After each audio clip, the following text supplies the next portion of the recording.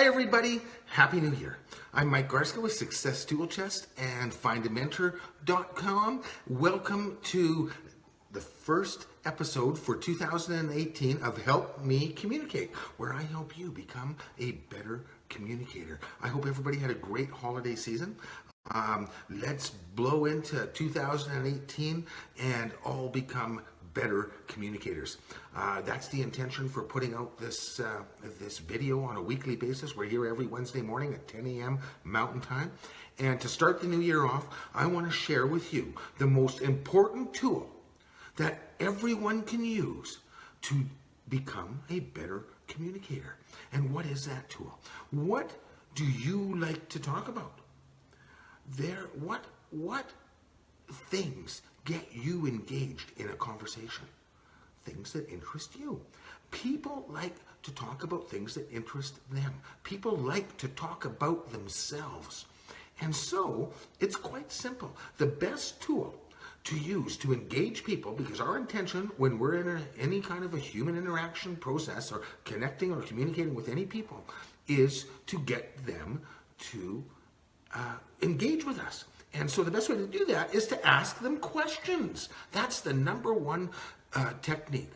The most important technique that anyone can develop is getting really good at asking questions of other people. And that applies to every type of conversation, whether it's a introduction conversation or a situation where we're just trying to build our network and we're meeting new people.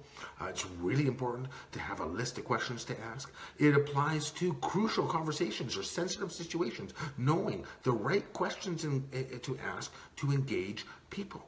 But there's two steps that in asking questions that you have to be very aware of, and so I want to make sure that you get that after you ask questions that you go to step 2. And it's very important that after you've asked questions to engage the other person by actively and reflectively listening. Now I've done programs on active and reflective listening. They're in the previous posts. Just go to successtoolchest.com blog posts and you can search the active and reflective listening episode. Having said that, we're talking today about questions and asking the right questions in the right situations. So the best way to get a friend, to get a new friend, or to engage other people is to build trust.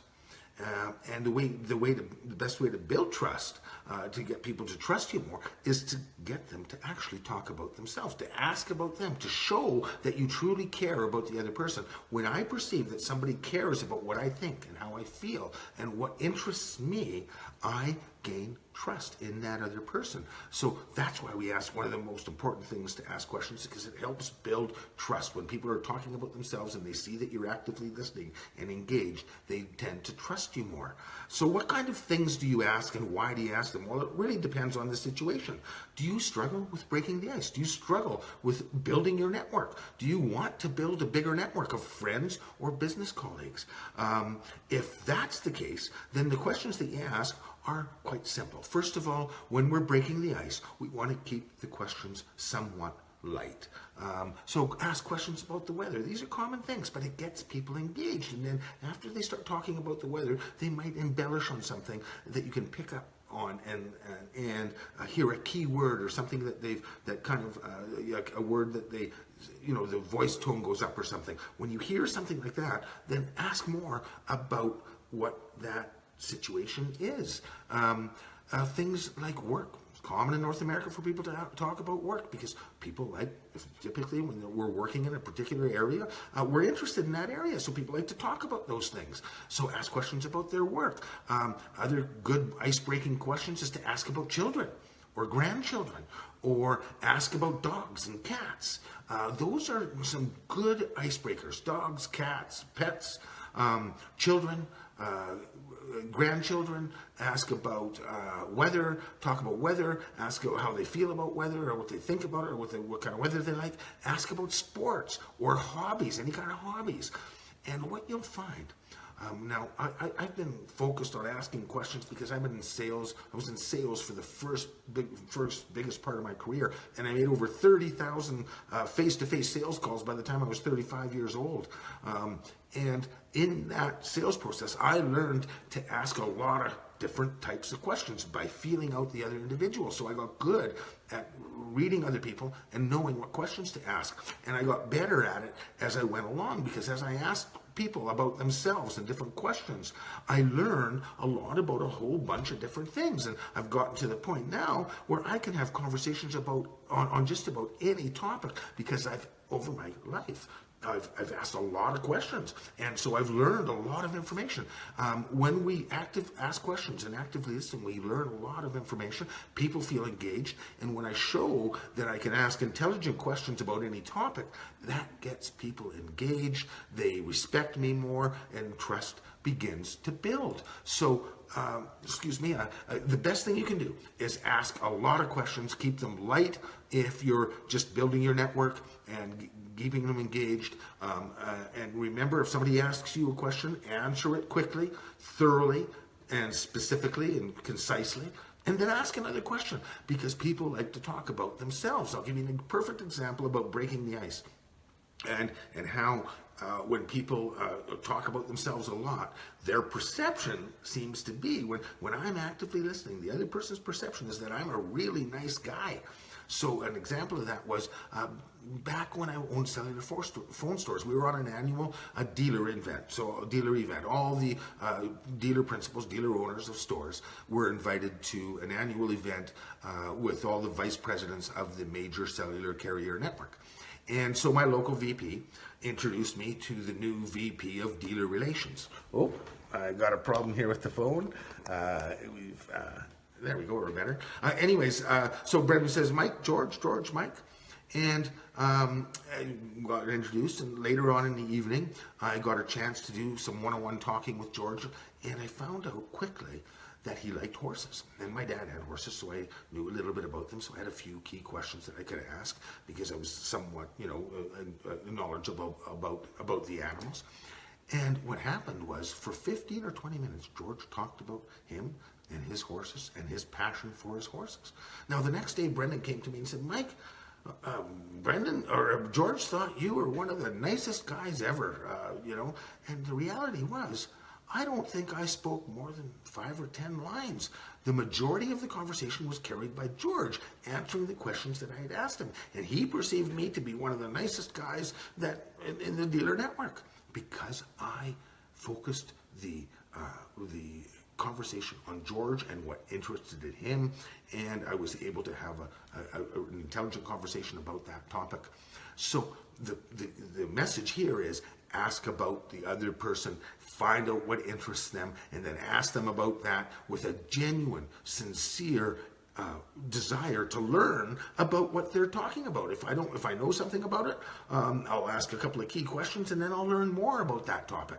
If I don't know anything about that topic, I'll say, I don't know anything about that. Tell me about it. I'd love to learn more about horses, or about cars, or about whatever the other person's interest is. And when I show that genuine interest to learn more about what interests them, they feel more trust towards me, and the friendship builds very quickly. So when building networks, ask about other people and their interests and that kind of stuff. So do you struggle with crucial conversations, with sensitive situations, with difficult conversations with coworkers, or with people on your work teams? If that's the case, then the questions are quite different, and they're a little bit more intense. And they're more specific. So let me give you an idea of what questions to ask in those crucial conversation situations. The first thing I need you to understand is how people communicate. And you'll hear me talk about this in most of these episodes, because it is so critical to understand how people communicate, and then how to fit questions into that process. So when people are communicating, we sense something first. One of our 5 physical senses kicks in. So we see, hear, smell, taste, or touch something, mostly seeing and hearing when we're communicating. And then from that we get a thought, and from that we get a feeling. Sometimes the feeling comes before the thought, sometimes the thought comes before the feeling. Either way, we sense, we think, we feel, or we sense, we feel, we think. From the sense, the thought, and the emotion, we get an intention, and in the intention we choose to act. So it's in that intention process that we want to focus. So in that intention process, what is actually happening is we all put on our sales cap. When I am sharing what I saw or heard, and what my thoughts are and what my feelings are. And I have an intention out of that. I want the other person to respond in a certain way. So I'm selling them on the idea of how I want them to respond. Now, whether I get that response or not, I still have the intention of selling them on getting that response. So I'm selling them on that idea. Now, let me give you an example of that. On a casual level, let's say I'm reading a magazine and I see this ad to go skiing to the mountains. And I love skiing and I love the mountains. And so the feeling is I love being outside in nature. I love the feeling of coming down the mountain. My thoughts are, boy, that would be a nice place to go for a holiday. And so my intention is to share it with my wife and convince her or sell her on the idea of going on that holiday with me. So it's in that intention that I'm actually selling her on that idea. Same thing happens with a situation at work. Oh, I got this new idea, some things we can do at work to make things work better. So now I need to share it with my team and get them to buy in. So I'm selling them on the idea of buying in. So anytime I'm communicating with another person, I'm sensing, thinking, feeling, intending, and acting. And in the intention, I'm always selling. So in fact, all of us are selling all day long. We're selling other people that we interact with on our ideas. Now, that idea can be as simple as we want them to engage and communicate with us. It can be we want them to buy something from us if we're in a sales thing. It can be we want them to come with us on holiday. It can be that we want them to just have the conversation. It can be that we want them to go for a drive, whatever. There's always an intention, and in that intention, we're always selling. And so in that process, the greatest, one of the most sought after sales trainers in history was a man named Brian Tracy. And Brian said that the best salespeople, what they're in the habit of doing is shining the light on the prospect more than they shine the light on themselves or the product. Now, what does that mean? They're shining the light on the prospect. They're finding out information about the other person by asking them a lot of questions. You can't shine the light on the prospect or on the person that we're trying to sell something to or engage without asking them what's going on for them. When we're shining the light on them, we're asking questions, and then we're letting them talk about them and their interests. That's shining the light on the other person. The best salespeople I know are not good talkers. The best salespeople I know are really good questioners and really good listeners. And then the words that they choose to speak are very concise and specific. And in fact, they talk a lot less than the customer. So the same thing in the communications process. When we shine the light on the other person, we sell more stuff. And we want to sell them on the idea of buying into our intention. And so what are the questions that you ask? The first thing you do in a crucial conversation or a sensitive situation or a difficult interaction is to share what's going on in your human interaction process. I saw or heard these words. When I saw those words, I had these thoughts and I had these feelings. And what I want to happen, I share my intention, is this. And that becomes my action, is sharing my human interaction process. The next stage of that, and the most important stage, is after I've shared what's gone on to me, is to ask what the other person thinks about what I've just said or about this particular situation that we're discussing. So when you hear or when you think about that situation or when you hear my words, what are your thoughts? Or when you think of that situation, how do you feel about it? Or when you think of that situation, what do you want to happen? And then as we go through the conversation and we get feedback back and forth, and every time I share a thought or an idea in response to the other person's comments, I want to ask, when you hear what I just said, what are your thoughts? What are your feelings? What do you want? So we always go back to focusing on the other person and asking about their human interaction process. So in crucial conversations, the questions to ask are quite simple, actually. Just remember that people sense, think, feel, intend, and act. So ask them what they sensed, what they saw, what they heard. Ask them what they thought about it. Ask them how they feel about it. Ask them what they want to come out of it. In a crucial conversations, if you ask those 4 questions and keep asking them, you'll get clarity and you'll be able to find common ground in that discovery of asking what's going on for them and sharing what's going on for you. And so that's the questions you ask. You ask about their hip in crucial conversations. So in two scenarios. Number one is I want to build a big network. The questions to ask are light questions about the weather, work, hobbies, pets, children, grandchildren, parents, any of those kind of lighter questions. Now, if you're sensing that the question's too heavy, then back off and ask something else. But after you ask, listen. So building networks, light questions. Crucial conversations, ask about the other person's hip and share your hip. So get in the habit of asking questions. Now, there are times when I've been told, boy, you ask a lot of questions, and it turns people off. But that is very, very rare. It's happened to me probably 1 out of every 50 or 60 people that I meet. And when I hear that, then I back off and I stop asking questions. And I might share something myself and then ask the question. I'll just ask less questions and I'll talk a little bit more myself. Or I'll move on to another person. Some people we just don't connect with, and that's okay. So that's those questions. In crucial conversations, ask about the hip. What did you see? What did you hear? What did you feel? What did you think? What's your intention? And get practiced at asking questions in different situations at different times, and get practice at stage 2 of asking questions, which is get really good at active and reflective listening. So I hope you got something from today. I hope that you make a list of different questions that you can ask in the different situations. Make a list of 10 or 15 questions that you ask to people when you're first engaging and first meeting people. And then you'll be able to, as you practice, you'll get better at figuring out which questions to ask with which people, because you'll get better at your intuition and reading people. The more questions you ask, the more you listen, the better you get at reading people. Same thing goes with your crucial conversations. Remember the human interaction process. Remember to ask those 4 questions. What do you see? What did you hear? Or 5 questions. What did you think about what you saw or heard? How do you feel about what you saw or heard? And what's your intention about what you saw and what you heard?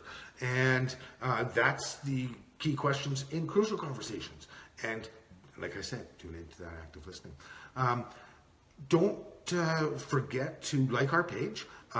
If you like what we're saying and like the information that we're giving, like us, share it with your friends.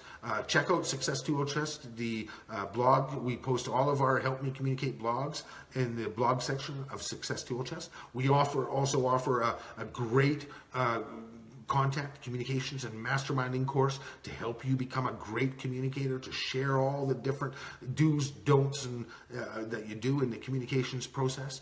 And so check out the contact, communications, and masterminding program at successtoolchest.com. Remember that January is National Mentor Month. And so join findamentor.com and be a mentor in that area of life that you're good at. Because we get lots of people looking for mentors. There's over 1,900 different categories there. So join findamentor.com. Be a mentor in that area of life that you're good at. Be a mentee in that area of life that you want to improve at. Go out and make it an awesome day. Happy New Year again, everybody. And we'll see you next Wednesday. Don't forget to make your list of questions. Go out and make it an awesome day. Bye for now.